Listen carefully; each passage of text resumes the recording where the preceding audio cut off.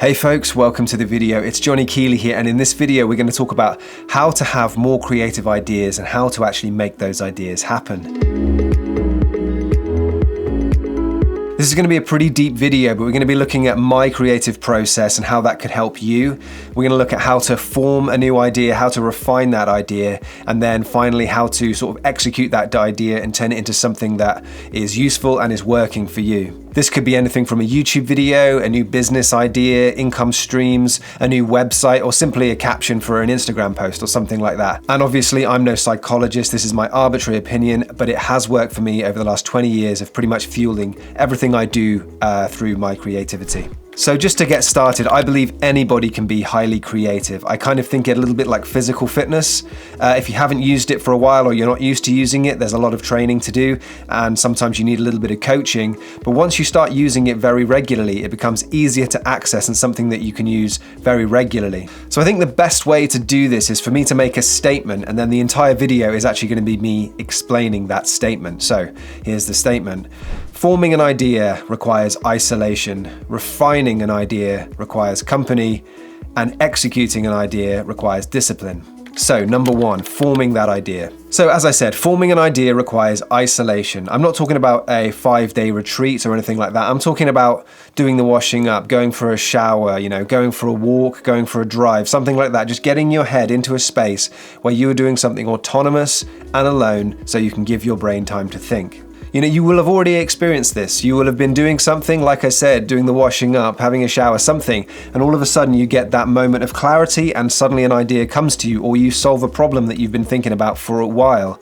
It's possible that you didn't notice and you didn't notice the conditions and it was a surprise to you.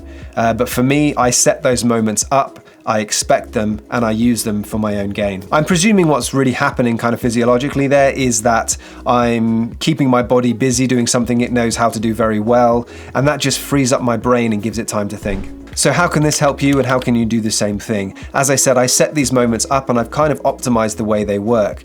So let's just talk about going for a walk, for example. I always go for a sort of a brisk walk, nothing too tiring, too strenuous. I don't listen to music and I always walk on my own so I've got time to think. I also tend to kind of set my brain up by thinking about the general area that I want the ideas to come from before I go. So if I'm working on my website before I go, I might just have a quick scroll through my website and look at some of the things I want to do, just to set that moment up so that when I'm walking, my brain starts subconsciously thinking about my website. Some activities that work well for me are things like walking, showering, washing up, bouncing a basketball, juggling with juggling balls, things that keep your body busy doing something you know how to do. A quick point here, I'm not saying learn to juggle, because that will take ages, possibly, if you don't know how to juggle. I mean, learn to juggle, but I'm not saying learn to juggle to come up with ideas. I'm just saying this works for me because it keeps my hands busy and it keeps my mind free. So don't spend all your time learning to juggle, but if you've got something like this, do that. So what I want you to do is in the next few days, try and think of something that you want to improve creatively. Maybe there's a business idea that you've been working on, or maybe there's something that you want to improve on your social media, something like that. Just get it in your mind and then just go and take some time for yourself to take a walk. Now, no excuses. I have a full-time job. I've got 3 kids. I'm busy all the time. I have to make time for these moments, and this is why it's important to find that time and to be able to do it in short moments, because I don't have time in the day to come up with lots of ideas, so I have to make the most of the short time that I do have. So get that idea in your head, go for a quiet walk or something like that, something that works for you. It could take 10-15 minutes, and while you're in these moments, make sure you have a notepad or a mobile phone or something like that, some way of recording the ideas, because I promise you they will leave your mind as suddenly as they enter. So those ideas will come in a flash, and then you'll think that they're going to stay there, and then 10 minutes later you've completely forgotten what that idea was. So just jot it down, but don't dwell on it. Okay, jot it down and forget about it. Once you've recorded it, you don't need to stress out about that idea. You can just repeat the process and come up with loads more ideas, and what you'll end up with is this huge library and inventory of ideas that you can draw from. And a fun fact, every single video on this channel has been done with this exact same process. Every single one of them was thought about and dreamed up, and sometimes scripted while I was out walking. So what's next? Refining the idea. So what did I say at the beginning? Refining an idea requires company. Now, just to be super clear, it's not absolutely essential that you have company. I don't want that to be a barrier, but it is the fastest way of refining an idea. What do I mean by refining an idea? I mean turning it into something tangible, practical that you can actually work with, something you can actually turn into a set of steps that you need to take to actually see your idea through to the end. Now, in this process, it's all about vocalizing it, saying it out loud. When you have to turn your idea into language, all of a sudden, you pick up on all the unrealistic or uncomfortable elements of your idea. After all, if you can't explain your idea, you're going to have a real hard time turning it into something tangible that you can actually complete. And as my fiance will completely agree, the person you're talking to doesn't have to care about your idea at all. They just have to be someone who's willing to listen to you over and over again. So how can you do this? How do you actually make that happen? I think this process is reasonably self-explanatory, but what I usually do, I find someone near me, a friend, family member, sometimes someone I've just met, and I just bombard them with my new idea. I say, hey, I've had this great idea. What do you think of this? But one thing I will say that is very important is make sure that you've recorded your idea in its pure form already before you go into this process of discussion, because in this process, ideas can change quite a lot. You've got third-party interference here, so they might have some ideas and you might go, okay, yes, that's interesting, I'll jot that down. And your idea can change, and sometimes not for the best. So make sure you've got your original idea nice and recorded so you can refer back to it, because again, you can't rely on your brain to remember every tiny little detail. So make sure you've got each step recorded along the way. And the more you repeat this process, the sharper and the more refined your idea will become. You'll feel it becoming part of you. Now, if it's just a simple social media post, you probably don't really need to go through this process very much. It might be just interesting to say, hey, I got an idea for a post. What do you think of this, to someone? But if it's something like a business idea or a short film or something, you might actually want to go through this process a lot to just make sure that you really feel and understand your own idea. So now you've got your idea and it's quite well organized, and this is where a lot of people stop. This is where I often stop as well. And tell me how many times this has happened, okay?